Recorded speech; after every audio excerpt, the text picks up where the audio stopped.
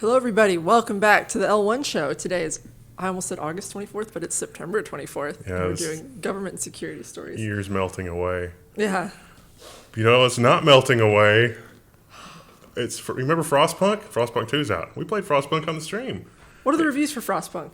The new one. Have you heard anything I don't yet? know. I don't think it's released quite yet, is it? It's releasing like now. Oh, today? Like literally. Well, it was down to the hour. Like, you know, normally a midnight release. No, it's like releasing. But not for them. So it'll be out for them. But you can actually, we're giving this away to our community. So you have to have already been a member of the community. You can't just go sign up now. There's a thread for that on the forum. There's also a video review. But this 7700 XT from Sapphire comes with Frostpunk 2. So it's a GPU plus a game. I think you might be missing the point of a giveaway when you say, don't bother. Well, if you've been with us, here, Get ready for the next one. Yeah, go on and sign up now. Yeah, you can comment and just be like, well, hopefully they don't notice when I created my account. We'll notice. We see. It might be the next giveaway. Then you'll be ready for it. You won't have to feel this again. The fear that you're having right now. You're like, oh my God, I'm being left out. Don't let that happen. Engagement challenge. It's also a little bit of wishful thinking, too, with the whole global warming thing. It's like we could use a little bit of Frostpunk in our lives, right? Because remember when we used to have winter? We haven't had winter here in a long time. We're going to be in the 90s this week. Yeah. And it's late fall. I think historically, Ice Age much rougher on humanity than heat wave. Although I do prefer the colder weather. We don't know whether it's better to be hot or cold. I guess that's subjective. But one thing we do know, and you've been noticing yourself for a long time, although people have been saying, no, it's not as bad as you think. Well, the FTC has looked into it, and they've said, yeah, it is as bad as you've always thought. FTC staff report finds large social media and video streaming companies have engaged in vast surveillance of users with lax privacy controls and inadequate safeguards for kids and teens. Also, in other news, water is wet, and it's been like this since the 90s. And they always feel the need to qualify it, but those inadequate safeguards also apply to you as an adult. Yeah. Can't we all have that? Like, can't we all have privacy? Why do just children get privacy? So they are suggesting a variety of things, which basically would destroy the business model of social media. Yeah, one of the themes this week is the whole like kids' online safety and blah, blah, blah. I almost think it would be easier to create a second internet that is just only things for kids. That would be easier. It would be less headache. It would be way less overhead. You still have to verify the age, though. That's the problem. No. That's a parental control thing. So if you tell your ISP, or your physical connection or your router is like, hey, we're only going to go to Internet K addresses. And that is by definition guaranteed to be child friendly because it's whitelist only. So you're saying there's like a special internet that I, as a predator, can access. As someone who advocates just sell me compute, just sell me data, you're moving pretty far in the other direction with that. I think, we still have the other thing. I think that whatever this insanity is, it gets sandboxed. And then we just leave the thing that we have alone, and then there's this new thing. But here's two major problems with that. First of all, if I'm a kid, I don't want to be on kid internet. I'm going to do everything I can to get to adult internet. It's like when the old people showed up on Facebook. But the more terrifying thing is that certain adults want to be on kid internet. Yeah. And that's going to be a big problem. That is going to be just a little... It's like, oh, it's my son Timmy, and there is no son Timmy. That's kind of dark. Although that problem doesn't really go away with any of the other kids' online safety stuff either. Yeah. Yeah, true. Turns out it's just human nature, and it seems to be the nature of corporations to gobble up all of our data, keep it for too long, lose it, and then just say, And the FDIC has looked into that, and they say they need to do more of it? The CNBC headline is, the FDIC unveils a rule forcing banks to keep fintech customer data in the aftermath of the Synapse debacle. What this headline doesn't tell you, and CNBC should be set on fire for, is that the Synapse thing was this thing that looked like it was FDIC insured. And they said that they were, but they were not. And so depositors put money in this thing, and they have lost their money. And there's like 2 lines in this article, but the author did have the wherewithal to ask, hey, so if they had had the depositor data so that you could untangle this mess, you would have insured the depositors, right? And the FDIC said, no. Because it wasn't FDIC insured. So what they want is not only all the records of all your transactions and everything like that, but regular snapshots of your account balance. So presumably to give you that money back in the event of a failure, but you don't get that money back. No, it's so like, it's like we want all of the data, but we don't want to actually insure you or help you in any way. This is like if you signed up for a Kroger Plus card, and then when you scanned it, nothing happened, except the surveillance. We can see what you bought, but you get no discount. Not only does the surveillance happen, but every time you scan something, they sell it to 50 more telemarketers. Just the most insane, dark thing you can think of is exactly what the FDIC is proposing. Like, I don't get why somebody didn't look at this and say, we shouldn't do this because it's... Maybe the whistleblower spoke up. He raised his hand, and then they were like, don't listen to that person. And you alluded to this, but yes, we have, this is a regular thing, and I think we mention it every time it comes up. These never really go away. They get pushed back a little bit. It's like my cats when they want me to pet them, right? Yeah. No matter how hard you push them away, they're going to be back in 5 minutes, and they're going to be in a worse mood. House looks to make KOSA and COPPA worse. And yeah, the Tech Dirt write-up is pretty good and as scathing as it needs to be. These are bills that purport to change the internet in ways that will make it safer for children. It doesn't really do that because of the aforementioned argument that we've made in terms of like, oh, this seems like it would be a place for child predators to go. So yeah, pretty much. But also it makes everything worse for everyone else. And creates more data that they have about you because now you have to prove whether or not you're a child. Really, all of this online safety stuff is about regulatory capture. At the end of the day, large corporations and incumbents use this as a way to control the internet. Right now, the cost of publishing on the internet is too low. Randos can just publish on the internet. That's the root problem for large companies. It's a root problem if you're Disney. It's actually not a problem if you're just rando citizens like us. It's actually probably a good thing. The other problem Disney has, and I would say most of the big tech companies also are suffering from this right now, is that they cannot innovate because they've become too large and unwieldy. They've lost their way. They don't know what to do. They don't know what the consumer wants. They've made all the wrong decisions, and that should result in their failure and a new company taking their place. But we have to stop that. And one way that we can stop that is by letting them own everything. Patents for software and genetic code could be revived by 2 bills in Congress. Right now, patents for software is pretty weak sauce in the U.S. because of specific case law and specific rulings. This is probably a good thing. There can only be so many ways that you can click a button. There's really... Patenting software is a patently bad idea. And genetic code is also worrying because if you develop, say, a strain of corn that is amazing, that is a thing that you... 2 puns. That is... You're so pleased with yourself right now. there are other ways to protect that other than a patent. See also Monsanto. But what if you discover the genetic sequence for the thing that protects you from cancer? That's the thing the drug companies want to patent. And it's like, oh, this is naturally occurring. We just hadn't isolated it before. You don't really get as much protection. Or they already have it. Well, they don't want to tell us until they get this. We're also going to talk about the Pal World Nintendo thing in the business section. Ugh. And that's also a thing where it's just like, really? Really? You did this, Nintendo? You did this? Really? Pour one out. Yeah. And the law is such now that they feel like they can get away with that. This would make it worse. Yeah. So that's terrible. And the other thing that's terrible is that we're all going broke and things are way too expensive. And you might be thinking, hey, I found a hack for that.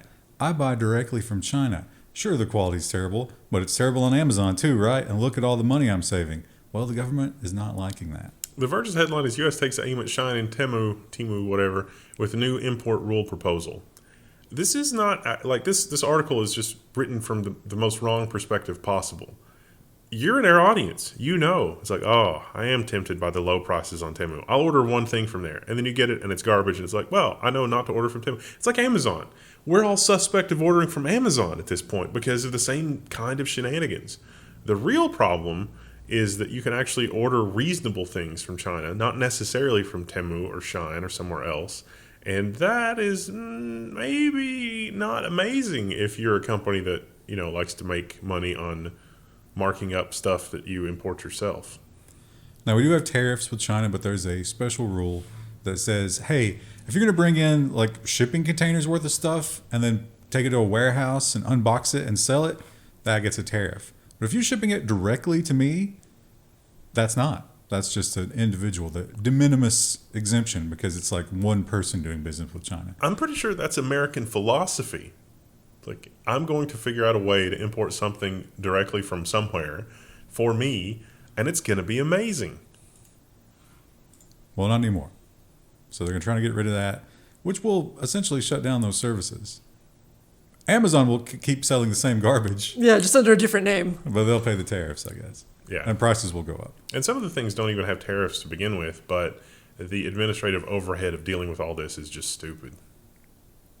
And the other thing that is stupid is thinking that you're going to control what people download when they can get it for free. They're always going to do that. There's really not much threat against it other than being cut off. ISPs tell the Supreme Court that they don't want to disconnect users accused of piracy. Worst person you know made a great point.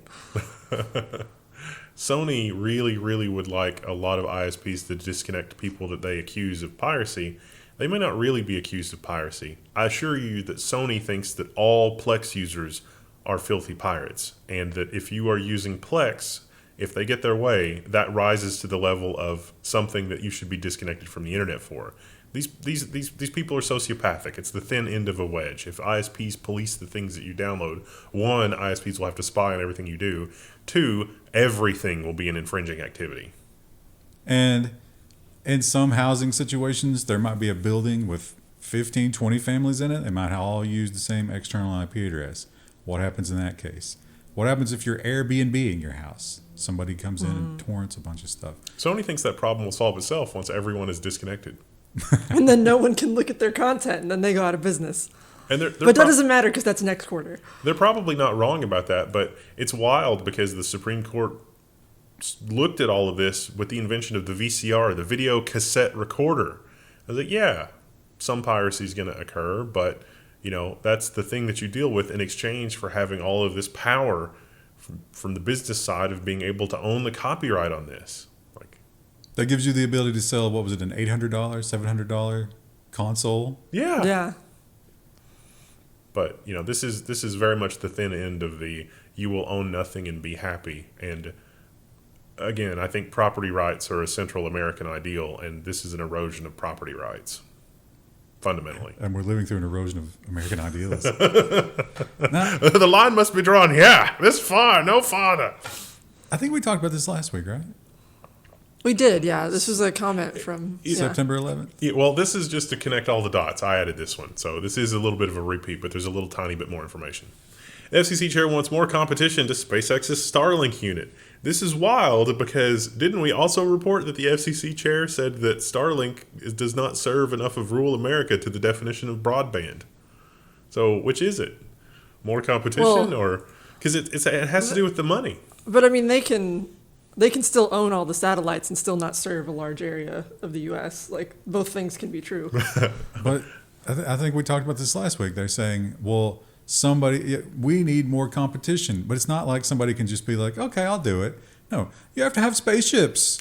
You have to have money to have the spaceships, as it turns out. Musk's Starlink is a monopoly, the FCC chair claims, but who will step up to compete? I think if Musk wants to do a 200 IQ move here, he could open up the Starlink infrastructure and then sell the downstream internet access to other companies. So the same way that we used to have like CLEX and ILEX for the public switch telephone networks, he could do that with Starlink, and it would just be Starlink with extra steps, and that would get rid of all of the arguments from the FCC.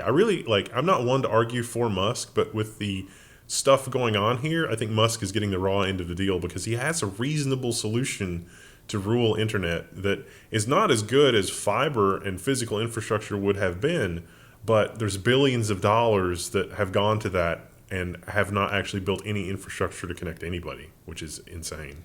You might agree with Elon Musk, but almost no one at the federal level does. He is one of the most hated men in the country, and there's some good reasons behind that.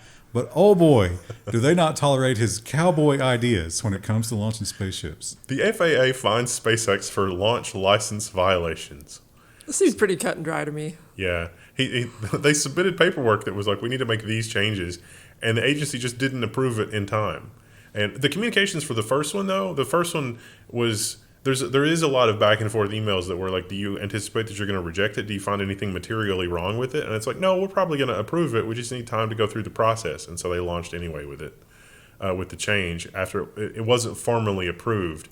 So some of, I think, what Musk's argument is going to be here is like the bureaucracy just takes too long. It's not moving fast Usually enough. bureaucracy like that, and when it comes to space travel, is written in blood. So It makes sense. I mean, you Yeah. need a lot of safety. But one of the things was like, hey, we're moving the mission control broadcast from this location to this location. Yeah, who cares? Yeah, I mean, The other thing that's also true is that because this is Wild West territory, the FAA system for this is very loose, and that is extended through the end of 2024. So a lot of the rulemaking around here is already considered to be a best effort. I thought that maybe it's like, yeah, you're launching stuff into space, you can't change the paperwork. But it turns out that this whole thing is basically in a best effort mode right now because we don't know what the regulations actually should be. And so there has been a lot of leeway and a lot of, like, we don't know what you should approve or what should be required to be approved or, like, how this should work. And Musk also had another good point, which was Boeing didn't get any fines for any of the shenanigans that they did. they're literally stranded astronauts. But But they were very good at paperwork. it's possible to want both to be fined. Yeah. I mean, Well, I mean, it's not going to hurt him. Right? Yeah. He can absorb It it. was like $200,000, which is nothing to him. well, there were 3 fines in total, and so, but it's still less than $1 million total, which is probably enough of a slap on the wrist to be like, hey, get your paperwork in order. But at the same time, if the feds are deliberately slow walking his paperwork, that's also annoying and stupid. He's like, I'm going to have to cancel another ketamine party. And then I'm going to have to go on Twitter and just rant for 2 hours. You know what that does to my schedule? And the U.S. election, we're almost there. Got 2 more months to deal with this madness. October surprise. And well, I guess not even 2 months, right? Yeah. And we're trying to get some headlines, but this one is kind of a nothing burger. Iranian hackers tried to tempt Biden's campaign with stolen Trump info. There's like, I mean, okay. They apparently weren't all that interested in it, or weren't willing to do business with these people. This seems a little sus. And over in Europe, we found out that they had some big wins over Google and Apple last week or the week before, but now they get a little bit back. Google gets a win from European court as a 1.5 billion euro fine is overturned. This isn't the recent court case or the one before that or the one from 8 years ago. This is the one from 2016. So it was like 9 years ago. It's all the same stuff. Yeah, it had to do with ads and like the text ads. Remember when Google had text ads? That's the era this is from. And that was kind of their response, is like, I don't even remember that. But is that really like, do you think that was their whole legal strategy? It's like, let's just tie this up in the courts for 10 years, and then by the time that we get to it, it's going to be like, well, we already fixed it. Yeah, they did fix it immediately. They pointed that out. Yeah. So, yeah, I think that was always going to be their argument. It's Yeah. like, well, once we found out about it, we fixed it, so leave us alone. And that'll be the appeal, right? Yeah. And it might work. Apple, on the other hand, is not getting a fine. They're getting something, probably from their perspective, much worse, because this is the last thing they want to do. European Union moves to compel Apple to open up their operating system to rival tech companies. Basically, can you install arbitrary applications on your iPhone?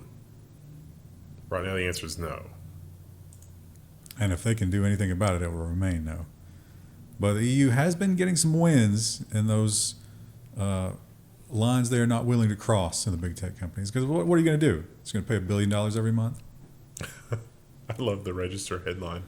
Yeah, this one is, the big phrase nowadays is saying the quiet part out loud. He was screaming it, and it wasn't just the quiet part, it was the unspoken part. You should never say these things, but I think we're entering into a place where you can't really hide it anymore. Larry Ellison, a billionaire, declares that Oracle is all in on AI mass surveillance and says that it's going to keep everybody in line. Yeah. So we're going to have AI cops, or the AI will snitch on you. So imagine the AI is just always running on your phone. It's like, this person might be doing something. And this sounds very like the things that we criticize China for. So the quote here, it's the subheadline, on their best behavior because we're constantly recording and reporting. Everything. And he's Do you talking think that about, goes toward cops? Do you think that they think that way as well? he said both. Oh. He said body cams. Listen to this. Listen to how insane this man is. He said body cams would never turn off. 100%. When you press the button, it would encrypt that portion of it. So like if you go to the bathroom, the camera doesn't go off. AI still watches that part, but humans can't. Because the AI is guaranteed to be fair or whatever. Although I'm sure that he won't have any on his island that he owns, because if you would like privacy, you just buy an island. Have you considered just having more money to buy an island? I mean, that's how Larry Ellison thinks. It's how he built Oracle. And those are the people in charge, right? These are the people who are affecting the election and who are going to have the revolving door, and this is what we're going to get. It's amazing how even like elected officials we are a different class than the rest of the citizenry, and it's like. And if you don't believe that, watch body cam videos of them getting DUIs. Do you know who I am? That always comes out. And smart TVs, don't do it for any reason. 1.3 million Android-based TV boxes have been backdoored. Researchers still aren't sure how. So these are the Android TV devices that can also be hooked up to just play random stuff from the internet. Somehow, the random stuff from the internet has compromised them into a botnet. This is not Oops. vanilla Android. This is the open source Android version. But no one knows how they got this in. A lot of people configure them in a similar way, but there is not a universal infection vector. Like, not everybody's downloading the same Pirate TV app, or not everybody's downloading the same, whatever. But they're all part of the same botnet, interestingly. Could be a supply chain attack. Those are popular right now. We'll talk more about that in the security section. Oh, wait, no, we're This in is the the security security section. I was like, wait, am I confused? Did I? Uh-oh. We're looking through the tabs, John. How could I have left that story out? You gotta go run and grab it real quick while I'm rambling about the next story. It's in there somewhere, right? Did you see it? Yeah. Maybe we'll follow up at the end.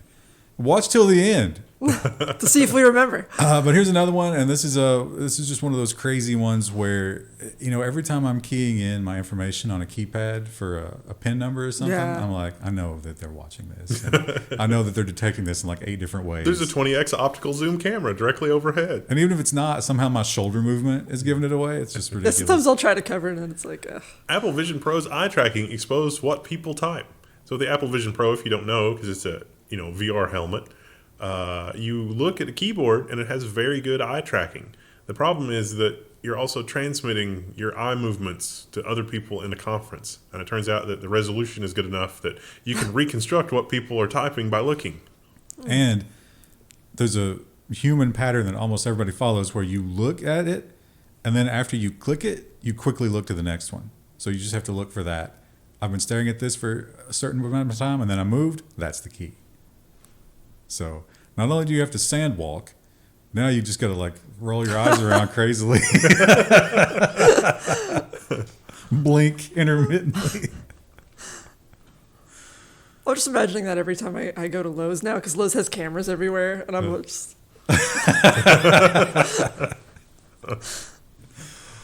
And those of you who have used DNA testing, oh boy, that was a really dumb idea. And you've doomed your families as well. Thanks to you, it's going into the hands of the worst possible people. 23andMe board resigns in new blow to DNA testing company.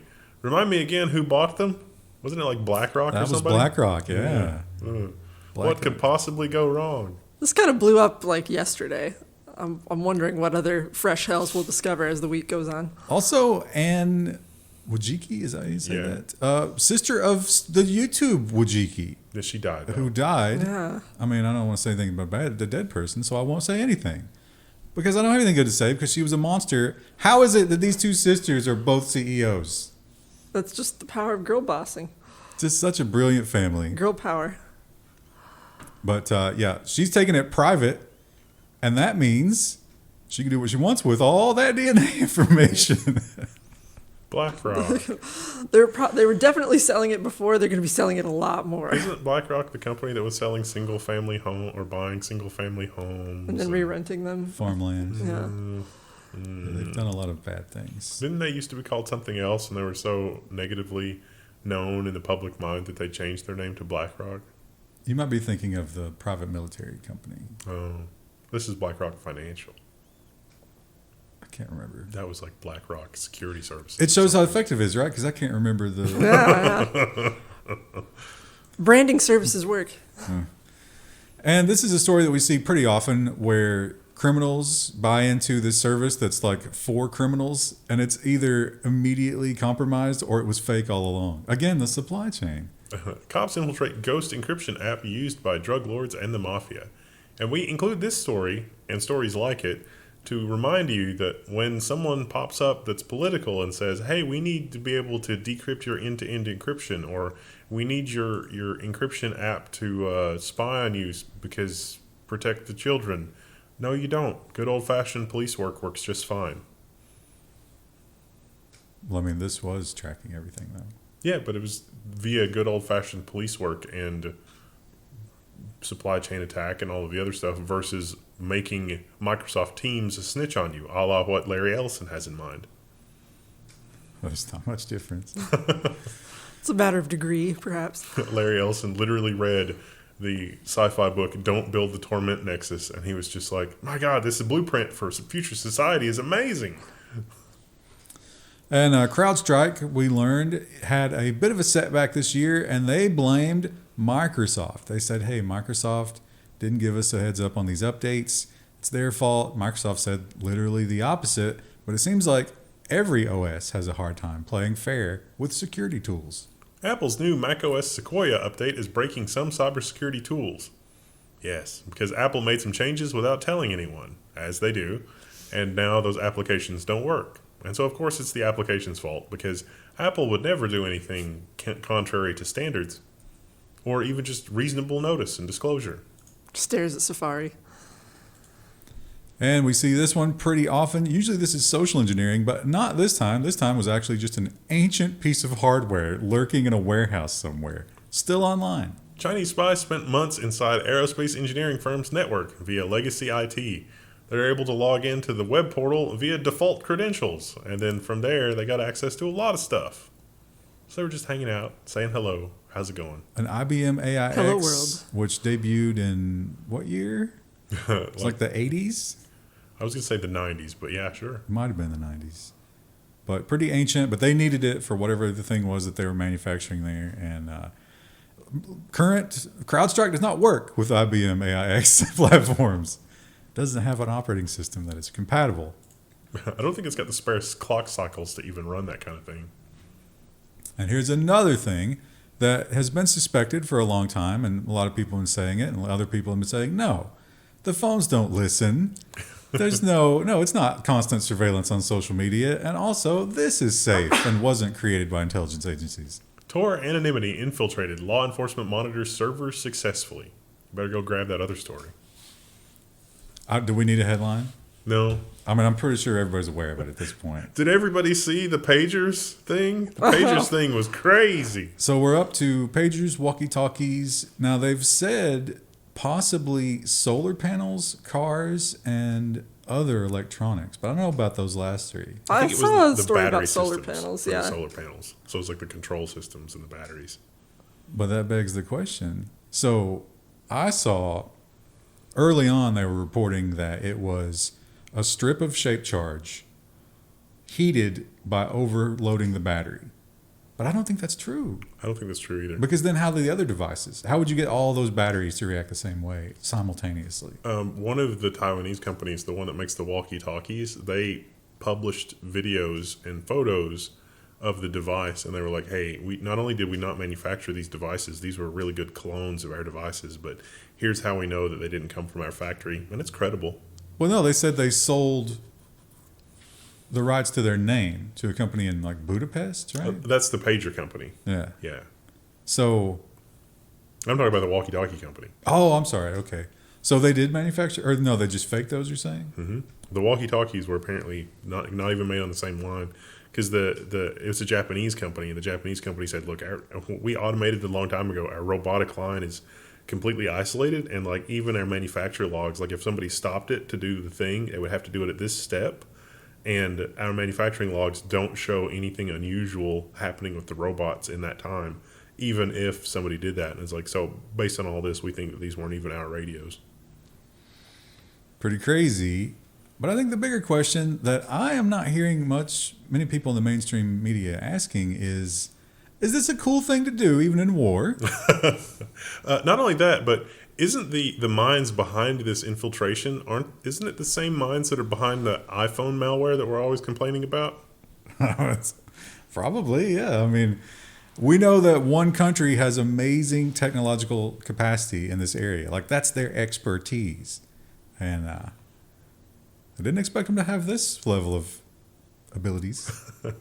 I mean, it was definitely a long game. 5 years, right? Yeah.